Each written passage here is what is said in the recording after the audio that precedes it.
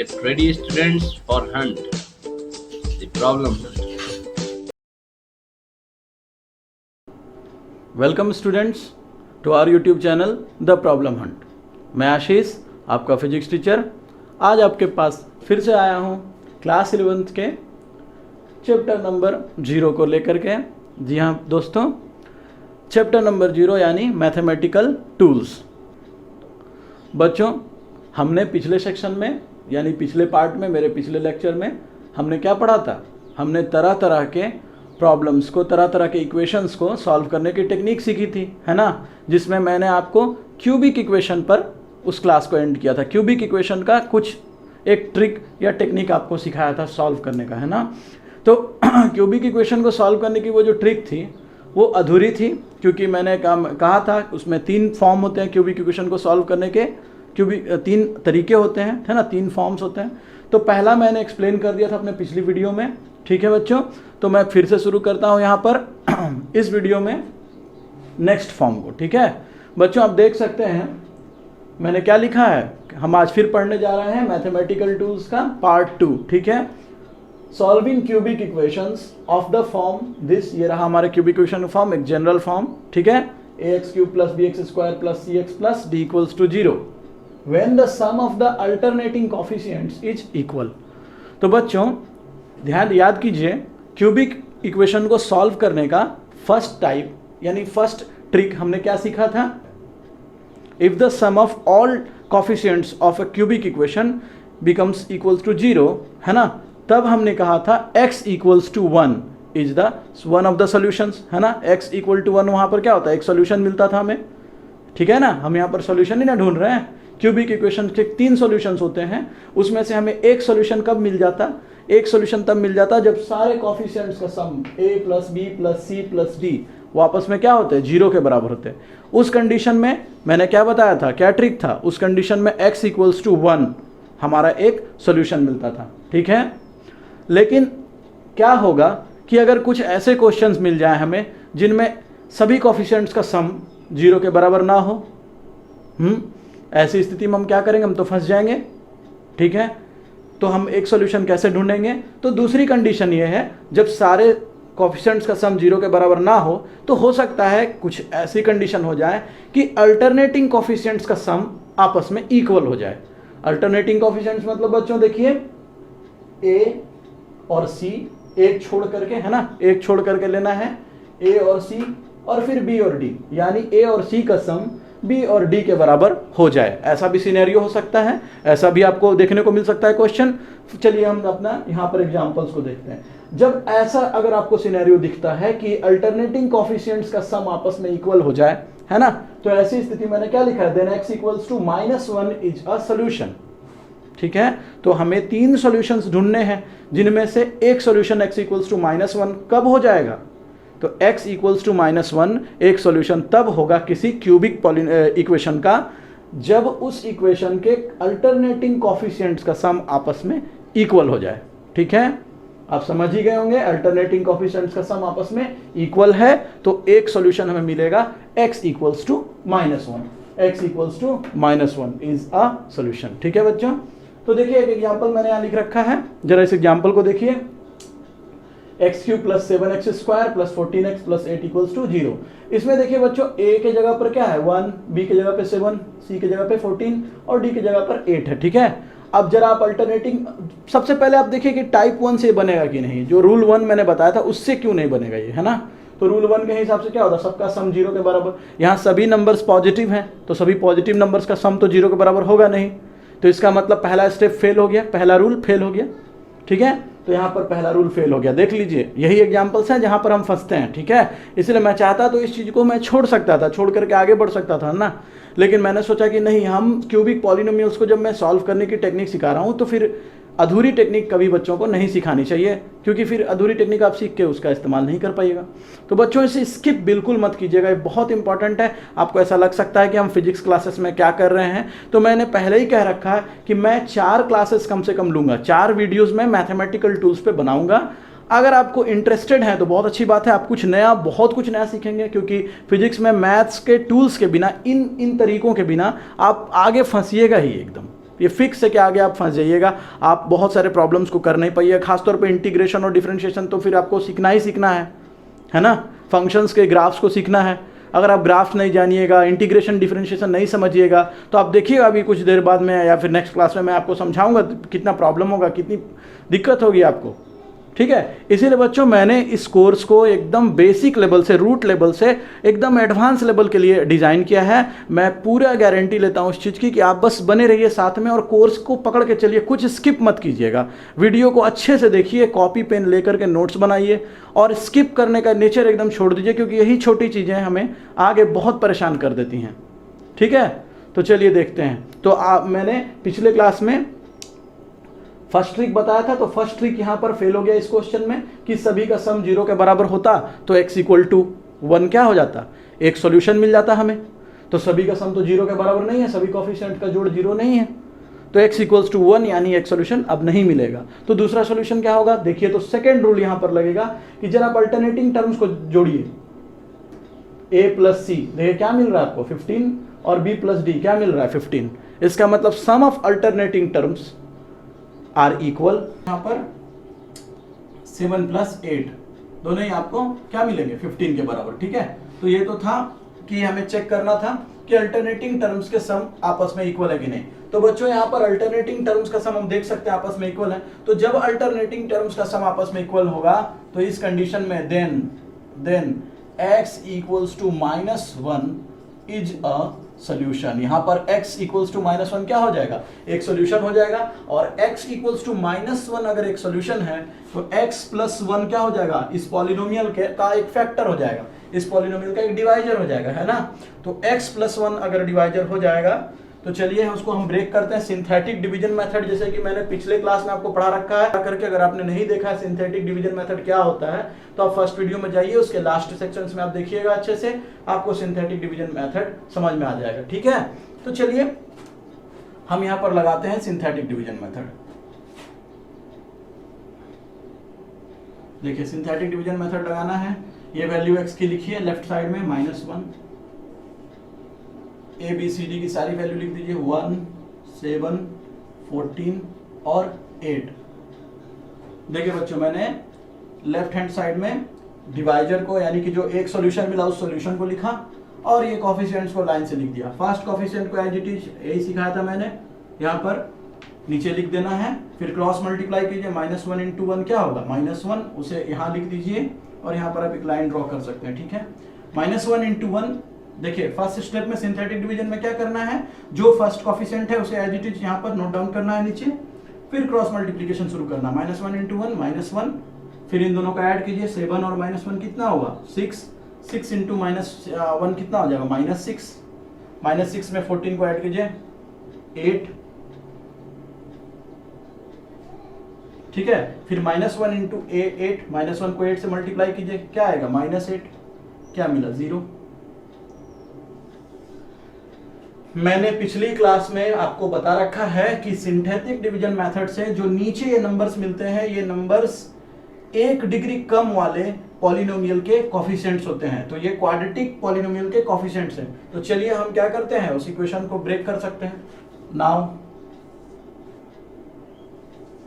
देखिए क्या मिला, ये रहा हमारा सिंथेटिक डिवीजन, ठीक है। इसमें ये रहा हमारा डिवाइजर और ये सारे मिले हमें कोएफिशिएंट्स, किसके, ये जो नीचे मिलता है ये क्वाड्रेटिक इक्वेशन का कोएफिशिएंट मिला, क्योंकि हमने क्यूबिक इक्वेशन को सॉल्व कर रहा है यहाँ पर, ठीक है। अगर सॉल्व करेंगे बाई क्वाड्रेटिक इक्वेशन को तो यहाँ क्यूबिक के हमको कोएफिशिएंट्स मिलते हैं ना। तो जितनी भी डिग्री के इक्वेशन को हम लेकर के चल रहे हैं उससे 1 डिग्री कम वाले के कोएफिशिएंट्स मिलेंगे। तो अब यहाँ पर हमें बना लेना है अपने इक्वेशन को, लिखिए फिर से, क्या था equation, x³ plus 7x² plus 14x plus 8 equals to 0। अब इसे ब्रेक डाउन करना है, तो हमने पहले ही देख रखा है कि x इक्वल्स टू -1 एक सॉल्यूशन है, तो x प्लस 1 क्या होगा, एक फैक्टर होगा, और x प्लस 1 फैक्टर है तो उसके बाद हम बचे हुए क्वाड्रेटिक पॉलिनोमियल का यहाँ पर से देखिए ले सकते हैं फैक्टर्स। तो यहाँ पर क्या मिलेगा, x² प्लस 6x प्लस 8, है ना, इक्वल्स टू 0, ठीक है। ये देखिए, और इसे सॉल्व करना तो आप जानते ही हैं। चलिए अब कुछ नहीं है, ये बस इसे आपको मिडिल टर्म फैक्टराइज कर देना है। तो देखिए बच्चों, यहाँ पर इस इक्वेशन को फिर सॉल्व कर रहा हूँ। ये हमारा गिवन इक्वेशन था, है ना, और कंडीशन से ये हमारा जो सेकेंड टॉपिक था कि क्यूबिक पॉलिनोमियल में जब अगर अल्टरनेटिंग कोफिशिएंट्स का सम आपस में इक्वल है तो x इक्वल्स टू -1 एक सोल्यूशन हो जाएगा। तो x इक्वल टू -1 अगर इस क्यूबिक पॉलिनोमियल का एक सोल्यूशन है तो x प्लस 1 क्या होगा, उसका एक फैक्टर होगा। तो x प्लस 1 को यहाँ पर फैक्टराइज कर फैक्टर ग्रुप में लिखा है, ठीक है। अब हमने सिंथेटिक डिवीजन मेथड से क्वाड्रेटिक इक्वेशन के कोफिशिएंट्स को यहाँ पर निकाल लिया था, है ना, कैलकुलेट कर लिया था। तो उसे यहाँ पर हमने पुट कर दिया चुपचाप। अब इसे फैक्टराइज कर दिया मिडिल टर्म फैक्टराइजेशन से क्वाड्रेटिक पॉलिनोमियल को, और देखिए यहाँ पर हमारे सॉल्यूशंस मिल गए। x इक्वल्स टू -1 सबको 0 के बराबर एक बार कर देना है। x प्लस 1 0 के बराबर होगा तो -1 मिलेगा। फिर x प्लस 4 0 के बराबर करेंगे तो -4, और x प्लस 2 को 0 के बराबर करने पर -2। तो हमारे पास 3 सॉल्यूशंस यहाँ पर मिल गए, जो कि हमें 3 ही सॉल्यूशंस खोजने होते हैं ना। क्यूबिक पॉलिनोमियल क्यूबिक इक्वेशंस के कितने सॉल्यूशंस होते हैं, 3 सॉल्यूशन होते हैं। तो यहाँ पर देख सकते हैं हमारे तीनों सॉल्यूशंस हैं। x इक्वल्स टू -1, -4 और -2 are the required solutions of this given equation. ठीक है बच्चों, तो उम्मीद करता हूँ ये आपको अच्छे से समझ में आ गया होगा। ठीक है, एक बार आप इसे अच्छे से देख लीजिए और नोट डाउन कर लीजिए बहुत अच्छे से। ठीक है, अच्छे से देख के इसे अच्छे से नोट कर लीजिए, और इसमें कोई भी प्रॉब्लम हो सॉल्विंग इसके सॉल्व करने के रिगार्डिंग तो आपको यहाँ पर कमेंट सेक्शन में जरूर बोलिए कि क्या नहीं समझ में आया। ठीक है, सिंथेटिक डिवीजन हम क्यों करते हैं, सबसे इंपॉर्टेंट बात यह है, अगर हमारे पास एक रूट्स पहले से पता है तो ही हम सिंथेटिक डिवीजन कर पाएंगे। बिना किसी रूट्स के जानकारी के हम सिंथेटिक डिवीजन नहीं कर सकते। तो पहले सवाल का जवाब मिला कि सिंथेटिक डिवीजन हम करने के लिए एक रूट्स हमें पता होना चाहिए पहले से। तो इस रूल से हमें एक रूट पता था पहले से, इस कंडीशन से हमने इस पर्टिकुलर क्वेश्चन के लिए ये कंडीशन अप्लाई हो गया, है ना। और दूसरा क्वेश्चन ये है कि सिंथेटिक डिवीजन से हमें मिलता क्या है। ठीक है, तो जो पॉलिनोमियल इक्वेशन हमें दिया हुआ है उसमें जितनी भी डिग्री रहेगी वेरिएबल की, उससे 1 डिग्री कम वाले वेरिएबल्स की उससे 1 डिग्री कम वाले पॉलिनोमियल का ये कोफिशिएंट हमें दिया हुआ निकलता है। किससे, सिंथेटिक डिवीजन मेथड से। अब इस क्लास में जिन बच्चों को सिंथेटिक डिवीजन मेथड ही समझ में नहीं आ रहा है वो पुरानी वीडियो जरूर देखें। बिना पुरानी वीडियो देखे आप ये नहीं समझ पाइएगा, क्योंकि उससे लिंक्ड है, क्योंकि वहाँ पर मैंने सिंथेटिक डिवीजन मेथड समझा रखा है। ठीक है, और नहीं भी समझ में आता है तो सिंपली समझ लीजिए कि यहाँ पर सिंथेटिक डिवीजन में करना क्या है, जो मैंने यहाँ बता दिया है ना। सबसे पहले डिवाइजर को यहाँ लेना है, उसके बाद सभी ऊपर में सारे कोफिशिएंट्स को लिख देना है। ठीक है, उसके बाद पहला कोफिशिएंट को एज इट इज यहाँ लिख देना है। उसके बाद में क्रॉस मल्टीप्लाई करके जो रिजल्ट आएगा ऊपर लिखिए, फिर ऐड कीजिए, फिर क्रॉस मल्टीप्लाई कीजिए, इसी तरह आगे बढ़ना है। ठीक है बच्चों, तो उम्मीद करता हूँ आपको ये सेकंड कंडीशन समझ में आ गई हो। तो देखिए, पहली 2 कंडीशंस तो ठीक है क्यूबिक इक्वेशन को सॉल्व करने के लिए। पहली कंडीशन में सारे कोफिशिएंट्स का सम अगर 0 होगा तो x इक्वल्स टू 1 हमारे क्यूबिक इक्वेशन का एक सॉल्यूशन होगा। ठीक है, दूसरा ये हुआ कि अगर अल्टरनेटिंग टर्म्स का कोफिशिएंट, अल्टरनेटिंग टर्म्स के कोफिशिएंट्स का सम अगर आपस में इक्वल है, तो हम बोलेंगे x इक्वल्स टू -1 एक सॉल्यूशन है हमारे क्यूबिक इक्वेशन का। ठीक है, लेकिन अब एक बहुत इंपॉर्टेंट सवाल उठता है, सबसे बड़ा सवाल ये उठता है कि क्या हो अगर ये दोनों कंडीशंस ना हो, यानी कोई जनरल कंडीशन भी तो होगी। कोई जनरल कंडीशन भी होगी जब x इक्वल्स टू -1 या x इक्वल्स टू +1, इन दोनों में से कोई रूट्स हमें ना मिले। तो अगर x इक्वल्स टू +1 या -1 इन दोनों में से कोई रूट्स नहीं है तो उस केस में हम क्वेश्चन को कैसे सॉल्व करेंगे, चलिए हम टाइप 3 यानी कि 3rd नंबर का पॉइंट देखेंगे। ठीक है, तो बच्चों देखिए अगला स्टेप हमारा है ना, अगले टाइप का प्रॉब्लम क्या लिखा है मैंने वहाँ, हेडिंग देखिए, when step 1 and step 2 both fails, है ना। स्टेप 1 और स्टेप 2 अगर दोनों स्टेप्स फेल हो जाते हैं, ठीक है, तो वैसी कंडीशन में हम क्या करेंगे, when step 1 and step 2 both fails. ठीक है, तो स्टेप 1 फर्स्ट वीडियो में है और स्टेप 2 अभी मैंने बताया आपको। तो जब दोनों फेल हो जाएंगे तो हम स्टेप 3 यूज करेंगे। स्टेप 1 और स्टेप 2 फेल होने से एक बात तो कंफर्म हो गई बच्चों कि x इक्वल्स टू +1 और x इक्वल्स टू -1 हमें सॉल्यूशन के रूप में नहीं मिलेगा क्यूबिक इक्वेशन का। ठीक है, तो अब हम x इक्वल्स टू +1 और -1 को सॉल्यूशंस नहीं मानेंगे। ठीक है, तो ये जो केस हो रहा है ये जनरल केस हो रहा है, ये किसी भी में आपको लग सकता है, किसी भी कंडीशंस में किसी भी तरह के क्यूबिक इक्वेशन और हायर इक्वेशंस, जैसे कि क्यूबिक से भी ऊंचे इक्वेशंस, है ना, बाई क्वाड्रेटिक, है ना, 5 डिग्री वाले, 6 डिग्री वाले, कितने भी डिग्री वाले इक्वेशंस के लिए ये जो तरीका मैं बताने जा रहा हूँ ये हमेशा एप्लीकेबल है, हमेशा अप्लाई होगा। किसी भी डिग्री को आप सॉल्व कर सकते हैं, किसी भी डिग्री ऑफ इक्वेशन को इस मेथड से। ठीक है बच्चों, तो यहाँ पर देखिए सबसे बड़ी प्रॉब्लम क्या है यहाँ पर कि हम करना क्या चाहते हैं। स्टेप 1 स्टेप 2 फेल हो गया तो मतलब इससे अब इतना परेशान होने की क्या जरूरत है।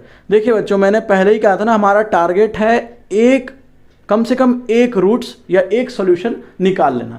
अगर हम एक सॉल्यूशन भी कहीं से भी किसी भी तरीके से पता कर लेते हैं तो उसके बाद हम सिंथेटिक डिवीजन मेथड लगा देंगे, है ना। और सिंथेटिक डिवीजन क्या करेगा, उसे छोटे पॉलिनोमियल में तोड़ देगा। ठीक है, तो चलिए देखिए यहाँ पर क्या लिखा है इस तरीके में। एक एग्जांपल देखिए यहाँ पर कैसे स्टेप 1 स्टेप 2 फेल हो रहा है। जरा इस एग्जांपल को देखिए अच्छे से। 2x³ + x² - 13x + 6 = 0। ठीक है, तो बच्चों पहले सबसे पहले सारे टर्म्स के कॉफिशिएंट्स को ऐड करने की कोशिश कीजिए। तो सारे टर्म्स के कॉफिशिएंट्स को ऐड कीजिए। 2 + 1 - 13 + 6, क्या 0 आ रहा है?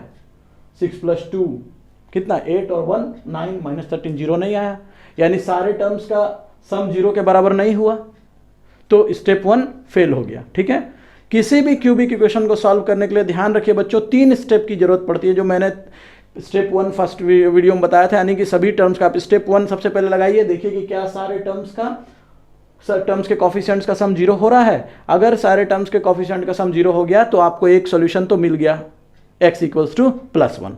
ठीक है, लेकिन यहां पर नहीं हुआ। ठीक है, सारे टर्म्स के कॉफिशिएंट का सम 0 के बराबर नहीं हुआ, तो यानी यहां पर जब ऐसा नहीं हो रहा है तो स्टेप 1 फेल। तो जब स्टेप 1 फेल करेगा तो आप स्टेप 2 में जंप कीजिए। स्टेप 2 क्या कहता है? तो स्टेप 2 कहता है कि अल्टरनेटिंग टर्म्स के कॉफिशिएंट का सम इक्वल होगा। तो जरा अल्टरनेटिंग टर्म्स को यहाँ देखिए, कॉफिशिएंट कितना है, 2 है, यहाँ -13 है, और यहाँ 6 और यहाँ 1 है। तो 2 और -13 और 6 और 1 को जोड़ने से तो आपस में बराबर आ नहीं रहा है, यानी स्टेप 2 भी फेल हुआ। अल्टरनेटिंग टर्म्स के कॉफिशिएंट का सम भी इक्वल नहीं हो रहा है, तो स्टेप 2 भी फेल।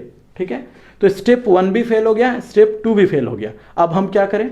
स्टेप 2 फेल होने से क्या पता चला कि x = -1 इसका कोई सॉल्यूशन नहीं होगा, है ना। और हमें तो सिंथेटिक डिवीजन मेथड लगाने के लिए कम से कम एक सॉल्यूशन चाहिए, क्योंकि जो सॉल्यूशन मिलता है उसी सॉल्यूशन से हम कॉफिशिएंट्स को क्या करते हैं, डिवाइड करते हैं सिंथेटिक डिवीजन मेथड में, है ना। तो कम से कम एक सॉल्यूशन तो चाहिए ही।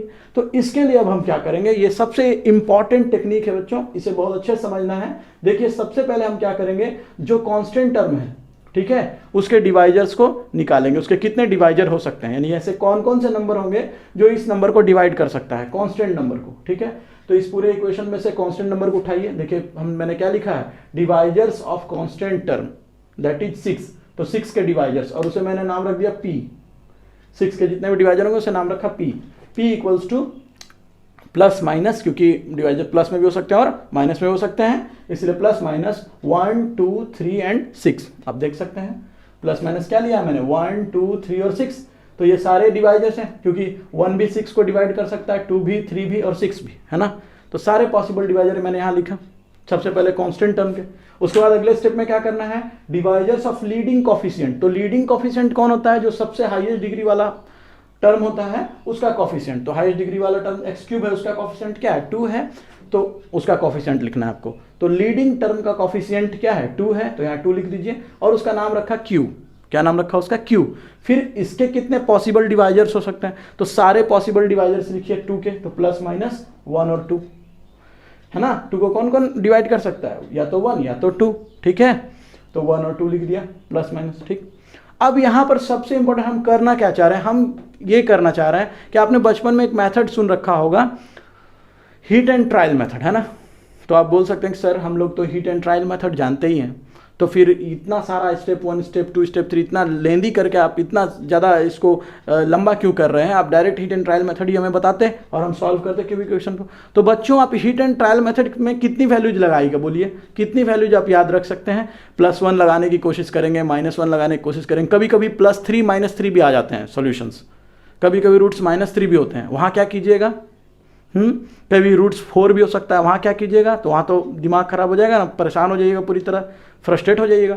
इसीलिए बच्चों ये टेक्निक बहुत जरूरी है कि आप सबसे पहले यहाँ तुक्का भी मार रहे हैं तो हमको क्या निकाल लेना है, all possible rational solutions.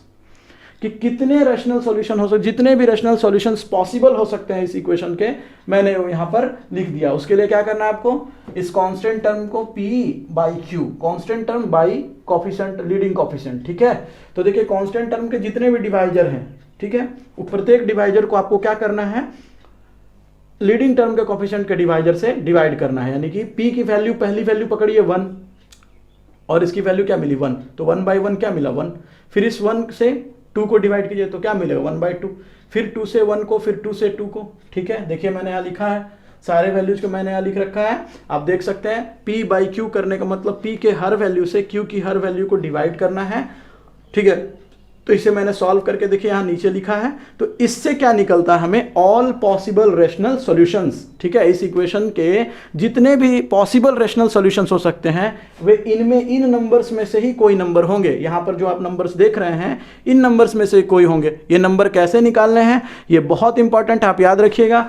Constant term को P मान लेना है और लीडिंग कोफिशिएंट का, लीडिंग टर्म का जो कोफिशिएंट है उसको Q मान लेना है और P बाई Q यानी कि डिवाइड करना है और आगे प्लस माइनस रखना है, क्योंकि जो सॉल्यूशंस हो सकते हैं वो पॉजिटिव भी हो सकते हैं और नेगेटिव भी हो सकते हैं, ठीक है। तो आपको यहाँ पर प्लस माइनस का ही मतलब हुआ, या तो +1 या तो -1, या तो +1/2 या तो -1/2, या तो +2 या तो -2, यही सब इस इक्वेशन के सॉल्यूशन हो सकते हैं। इन्हीं में से कोई भी आपको सॉल्यूशन मिल सकते हैं। सारे पॉसिबल रेशनल सॉल्यूशन यहाँ पर हमने निकाल दिया, तो ये बहुत इंपॉर्टेंट था, ठीक है। इसके बाद आपको क्या करना है, तो अब इसमें से आपको क्या करना है, देखिए यहाँ पर हमें सबसे पहले क्या क्या मिल रहा है, यहाँ पर +-1 भी मिल रहा है ना। हम लोवेस्ट वैल्यू से शुरू करते हैं, ठीक है बच्चों।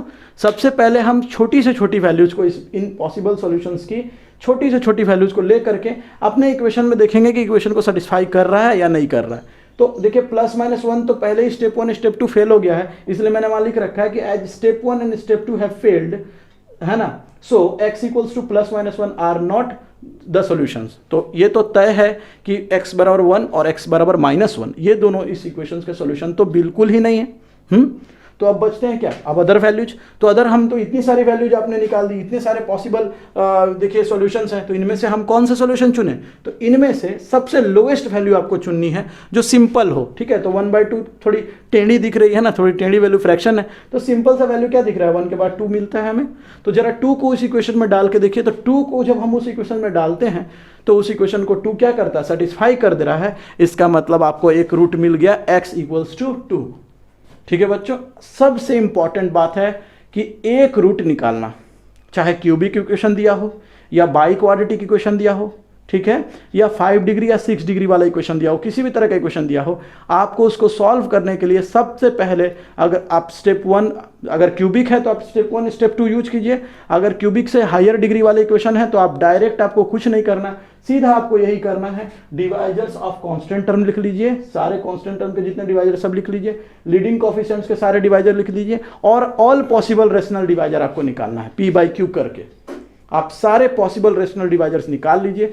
एक बार सारे पॉसिबल रेशनल डिवाइजर्स आपने निकाल लिया, उसके बाद आपको उन्हीं में से लोएस्ट वैल्यूज को चूज करनी होती है, वहां से आप हिट एंड ट्रायल लगाइए, तो आपको निश्चित ही आंसर आना है, ठीक है। और मेहनत भी कम लगेगा, क्योंकि कोई भी रैंडम वैल्यू आपको नहीं चूज करनी है, आपके पास एक सेट है ना, ऑल पॉसिबल रेशनल सॉल्यूशंस का आपके पास एक सेट आ गया, उसी सेट में से आपको कोई कुछ वैल्यूज को चुननी है और उसमें भी क्या, छोटी से छोटी वैल्यूज को आपको लेनी है, उनमें से ही कोई एक वैल्यू आपको सॉल्यूशन मिल जाएगी।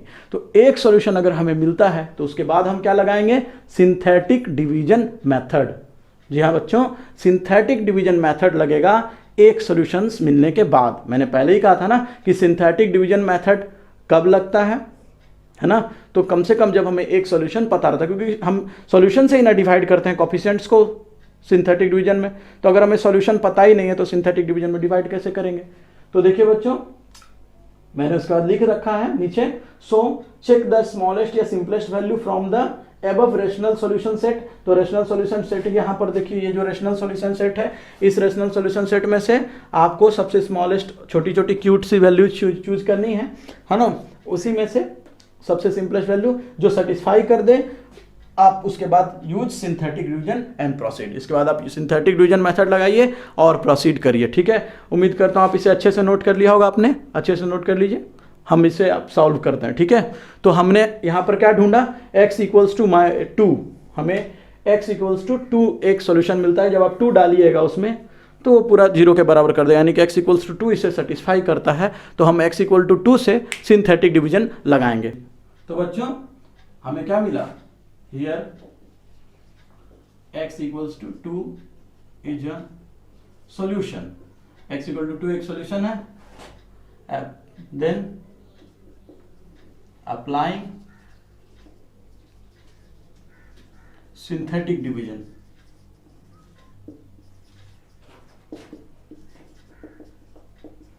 तो सिंथेटिक डिवीजन लगाना है। ठीक है बच्चों, तो सबसे पहले अपने सॉल्यूशन को लेफ्ट हैंड साइड में लिख लेना है, उसके बाद सारे कोफिशिएंट्स को लिखिए 2, 1, -13 और 6। ठीक है, जैसा कि मैंने कहा था फर्स्ट टर्म के वैल्यू को एज इट इज नीचे नोट डाउन कर देना है और यहाँ पर एक लाइन ड्रॉ कर दीजिए। अब इससे क्रॉस मल्टीप्लीकेशन शुरू कीजिए, 2 2 जा 4, यहाँ लिखिए ऐड कीजिए, 4 + 1 5, 5 2 जा 10, जो रिजल्ट आया ऊपर लिखिए ऐड कीजिए, कितना आएगा -3, -3 2 जा -6, रिजल्ट 0। ठीक है, और यहाँ पर ये जो 3 वैल्यूज मिल रहे हैं, ये x² का कोफिशिएंट बनेगा, ये x का कोफिशिएंट बनेगा और ये कांस्टेंट टर्म रहेगा, और इससे हमें मिलेगा एक क्वाड्रेटिक पॉलिनोमियल उसको तोड़ने पर। ठीक है,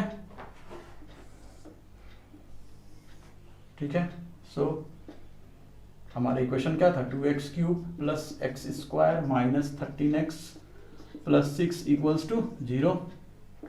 इसे ब्रेक डाउन करना है। सबसे पहला डिवाइजर है x = 2, x - 2 एक क्या होगा, डिवाइजर हो जाएगा। अगर x = 2 सॉल्यूशन है तो x - 2 क्या होगा, एक फैक्टर होगा।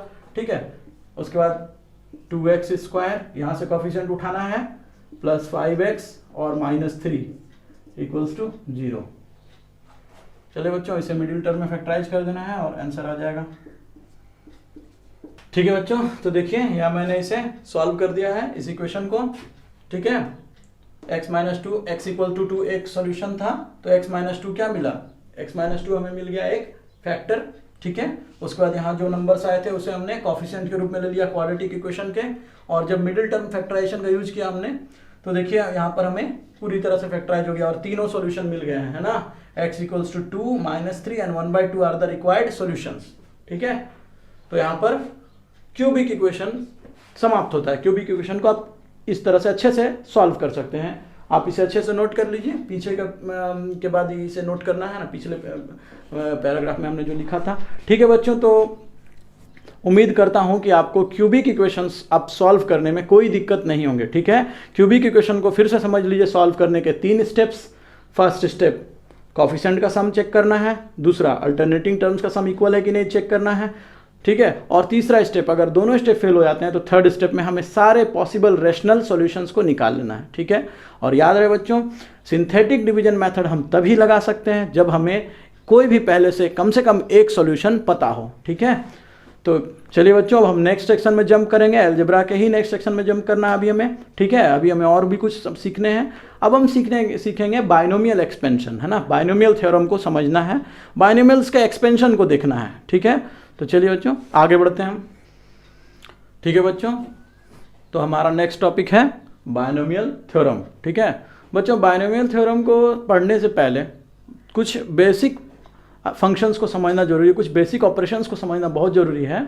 ठीक है, उनमें से पहला ऑपरेशन है फैक्टोरियल। ठीक है, ये बहुत इंपॉर्टेंट चीज़ है। ठीक है, देखिए बच्चों, आप 10th से डायरेक्ट 11 में आए हुए हो और फिजिक्स में आपको अगर कहीं भी ये सब चीज़ें मिल जाएंगी तो आप सोचिए ये क्या लिखा हुआ है, ये सब क्या है ना। इसीलिए इन चीज़ों को एकदम क्लियर करते हुए आगे चलना। ठीक है, तो बाइनोमियल थ्योरम को वही बच्चे समझ सकते हैं, और बाइनोमियल थ्योरम का एप्लीकेशन इतना ज़्यादा है फिजिक्स में कि मैं आपको अभी कुछ देर में एग्जाम्पल्स दिखाऊंगा। आपको बहुत अजीब लगेगा कि मैं इस तरह के एग्जाम्पल्स तो मैं पहले कर ही नहीं सकता था, क्योंकि आप 10th तक के नॉलेज से ये सब चीज़ें, इन चीज़ों को सॉल्व नहीं कर सकते हो, एकदम नहीं कर पाओगे। इसीलिए बच्चों ये चीज़ें बहुत ज़रूरी हैं, बहुत कंसिस्टेंटली इसको देखिए, ध्यान दीजिए। तो सबसे पहला हमारा बाइनोमियल थ्योरम एक अलग एक टॉपिक ही है, अभी हम उसको डिस्कस करेंगे, लेकिन उससे पहले आपको कुछ 2 चीज़ें समझना बहुत ज़रूरी हैं बाइनोमियल थ्योरम को समझने के लिए। पहला फैक्टोरियल और दूसरा कम्बिनेशन। ठीक है, तो सबसे पहला देखिए, हमने फैक्टोरियल को समझ रहे हैं हम यहाँ पर। तो फैक्टोरियल का मतलब क्या होता है, व्हाट इज फैक्टोरियल। फैक्टोरियल एक तरह का ऑपरेशन है। ठीक है, देखिए क्या लिख रखा है मैंने, the product of a positive integer and all the positive integers below it is called factorial of that integer.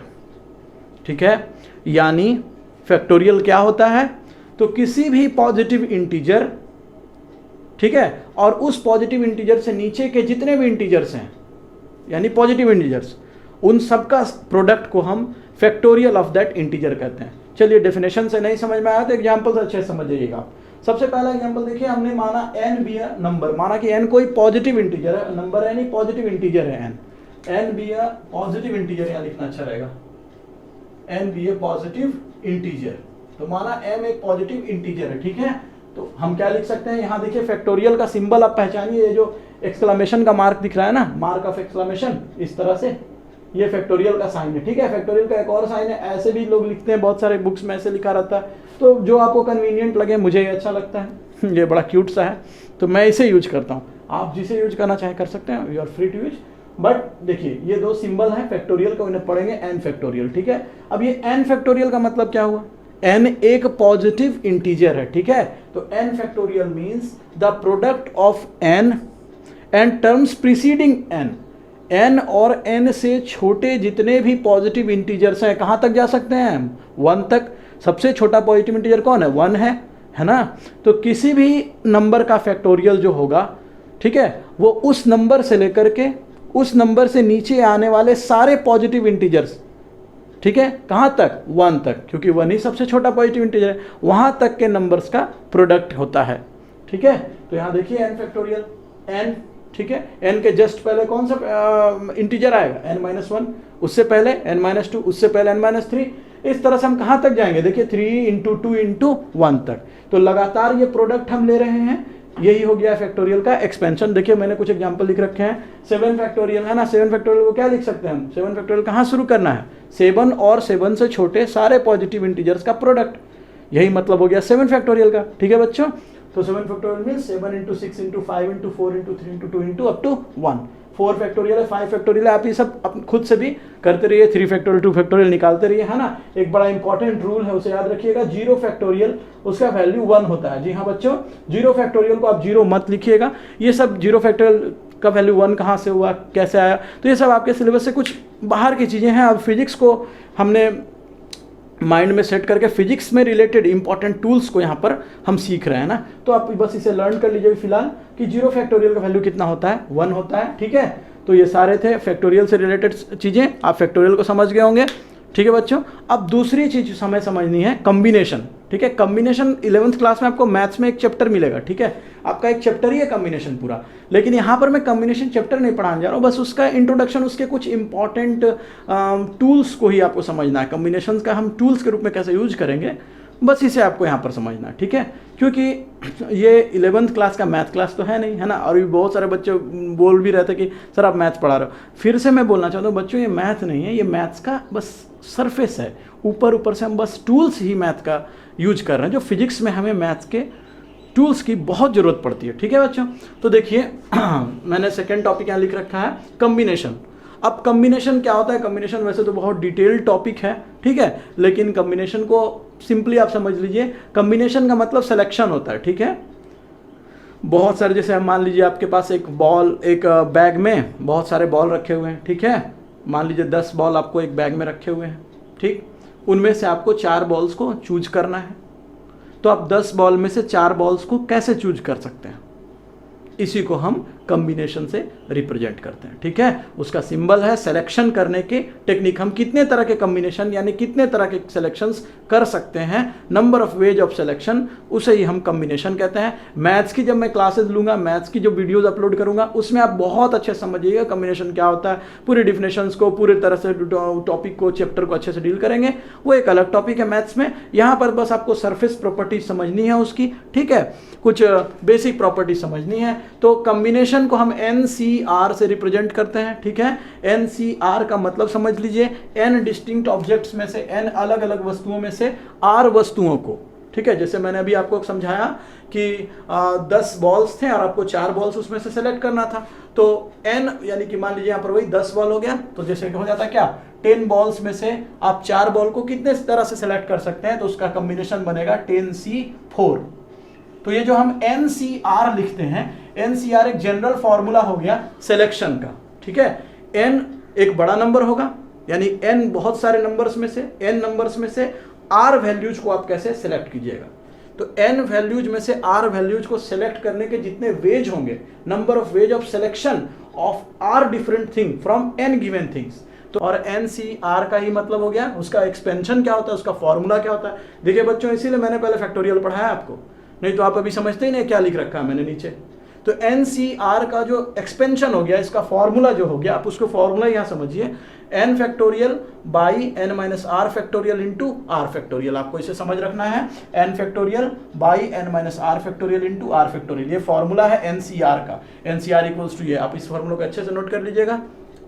जैसे यहाँ मैंने लिखा है, मान लीजिए एक बैग में 6 बॉल्स हैं, उसमें से कोई 2 बॉल मुझे उठानी है, ठीक है।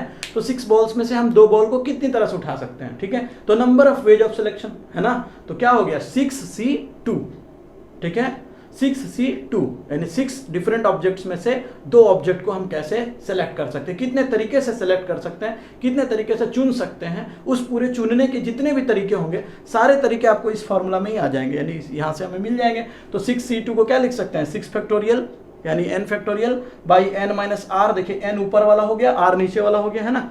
तो n माइनस आर यानी 6 minus 2 factorial into R factorial into factorial, ये हो गया हमारा NCR, ठीक है बच्चों। तो अब इसे सॉल्व हम कैसे कर सकते हैं, देखिए इसे फर्दर सॉल्व करेंगे। 6 फैक्टोरियल बाई 6 माइनस 2 फैक्टोरियल कितना हो गया, 4 फैक्टोरियल इंटू 2 फैक्टोरियल, ठीक है। तो 6 फैक्टोरियल को देखिए हम फैक्टोरियल को कैसे लिख सकते हैं, 6 इंटू 5 इंटू 4 फैक्टोरियल। यहाँ पर फैक्टोरियल में हम कहीं भी मल्टीप्लिकेशन को रोक करके फैक्टोरियल लगा सकते हैं। देखिए 6 इंटू 5 इंटू 4 इंटू ऐसे करके 1 तक जाते तो हमारा 6 फैक्टोरियल कहलाता है पूरा वैल्यू। तो हम 1 तक नहीं गए, 6 इंटू 5 इंटू 4 पर ही रुक गए। 4 फैक्टोरियल का मतलब क्या हो गया, फिर 4 इंटू 3 इंटू 2 इंटू 1 वही वैल्यू मिलेगा, है ना। तो 6 फैक्टोरियल को हम ऐसे भी लिख सकते हैं, 6 इंटू 5 इंटू 4 फैक्टोरियल और बाई नीचे 4 फैक्टोरियल इंटू 2 फैक्टोरियल। ऐसा मैंने इसलिए किया, 6 into 5 into 3 4 into 3 into 2 into 1 इसलिए नहीं किया, 4 पे इसलिए रोक लिया क्योंकि 4 फैक्टोरियल ऊपर भी है नीचे भी है, वो कैंसिल आउट हो जाएगा, कैंसिल आउट हो गया। फिर हमें क्या मिला, 6 इंटू 5 बाई 2 फैक्टोरियल। तो 2 इंटू 1 2 फैक्टोरियल का ही मतलब हो गया, 2 3 जा 6 5 3 जा 15, तो 15। ये 15 क्या मिला हमें, तो बच्चों यहाँ वही मिला कि 6 डिस्टिंक्ट ऑब्जेक्ट्स में से, 6 अलग अलग वस्तुओं में से, बोला था ना एक बैग में हमारा 6 बॉल्स थी, उसमें से 2 बॉल्स हमें चूज करनी थी। तो 6 बॉल्स में से 2 बॉल हम कितने तरह से निकाल सकते हैं, तो यहाँ पर कितने तरीके निकले, 15 तरह से हम निकाल सकते हैं, ठीक है। यहाँ पर यही हमें रिजल्ट मिलता है 6C2, है ना, means 6 factorial minus 6 minus 2 factorial into 2 factorial, यानी NCR equals to n factorial by n minus r factorial into r factorial. इसको सॉल्व करने से हमें क्या मिला, इसको सॉल्व करने से हमें मिलता है number of ways of selection, ठीक है। अब आपने अभी क्या क्या सीख लिया, इसे अच्छे से नोट कर लीजिए, इन एग्जाम्पल्स को नोट कर लीजिए बच्चों। अभी आपने क्या क्या सीखा, अभी आपने सीखा फैक्टोरियल और कॉम्बिनेशन, ठीक है। आपने कॉम्बिनेशन भी सीख लिया और फैक्टोरियल भी सीख लिया। चलिए कुछ स्टैंडर्ड कॉम्बिनेशंस की वैल्यूज हम नोट कर लेते हैं और हम बाइनोमियल इक्वेशंस, बाइनोमियल थ्योरम को अच्छे से समझेंगे और फिजिक्स में बाइनोमियल थ्योरम या न्यूमेरिकल्स में बाइनोमियल थ्योरम को हम कैसे अप्लाई करते हैं वो भी देखेंगे। For latest notification and updates, subscribe our channel and press the bell icon.